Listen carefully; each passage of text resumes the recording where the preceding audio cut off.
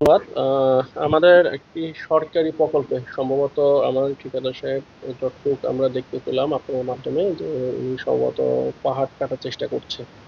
তো এই বিষয়ে ইতিমধ্যে আমরা সতর্ক করেছি এবং আমরা খুব দ্রুত সরজমিনে পরিদর্শন করব। যদি এরকম কোনো ঘটনা ঘটে থাকে সেক্ষেত্রে আইনগত পদ্ধতি আমরা অনুসরণ করব। ধন্যবাদ। আপনারা জানেন সোনাকানী ইউনিয়নে আমাদের যে স্পিলওয়েটার কাজ চলছে এটা আমাদের স্ট্রাকচার প্রায় শেষ পর্যায়ে। এখন আমাদের একটা ওপেনিং ছিল, ওটা আমরা মাটি দিয়ে ভরাট করছি কম্প্যাকশন করে। তো এখানে আমাদের একটা বেসিন করতে হচ্ছে, ওই বেসিনটা থেকে যে মাটিটা যাবে ওটা করে আমাদের ওখানে যে আমাদের গ্যাপটা ফিল আপের জন্য ওই মাটিতে ইউজ করা যাবে। তো আপনার একটা অবজেকশন পেলাম যে এখানে পাহাড় কাটা হচ্ছে। 200-র বেশি সার্ভিস ও ফিচারে লেনদেনের সব বিকাশ অ্যাপে সম্ভব। তো আপনাকে ধন্যবাদ যে আপনি আমাকে নিউজটা দিয়েছেন। এর মধ্যে আমি এটা একটু ইনভেস্টিগেট করে দেখি, যদি এ ধরনের কোনো বিষয়ে আমি পাই অবশ্যই সেটা আমরা ব্যবস্থা নিব। আমাদের ওই পাহাড় থেকে মাটি কাটার কোনো নিয়ম নেই আমাদের আমাদের এস্টিমেটের ধরনের। তবে হ্যাঁ, পাশে থেকে নিবে, যেহেতু অ্যারেঞ্জ স্টারটা আমাদের কনসিডার করা আছে, সেটা আমাদের অবশ্যই পাশে থেকে নিতে হবে, দূর থেকে আনার সুবিধা।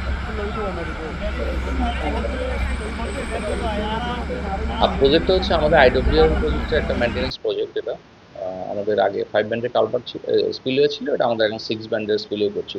কাজটা আমাদের অলমোস্ট 80% কাজ কমপ্লিট হয়েছে। এখন মাটি ভরাটের যে কাজটা ওটা শেষ করে, আর এখানে আমাদের একটা কানেক্টিং রোড আছে, এইচবিবি রোড, দুই পাশে, ওটা করলে আমাদের কাজটা শেষ হবে। এটা আমাদের 1,73,863,00,000 টাকার কন্ট্রাক্ট। ধন্যবাদ। সব সামনে বন্ধ করতে ইয়ে হইতো না, হ্যাঁ বিষয় সামনে 200-র বেশি সার্ভিস ও ফিচারে লেনদেনের সব বিকাশ অ্যাপে সম্ভব।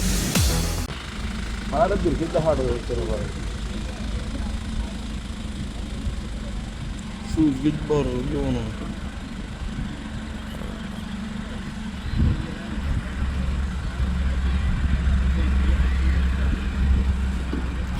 এটা বান্ধ ওদের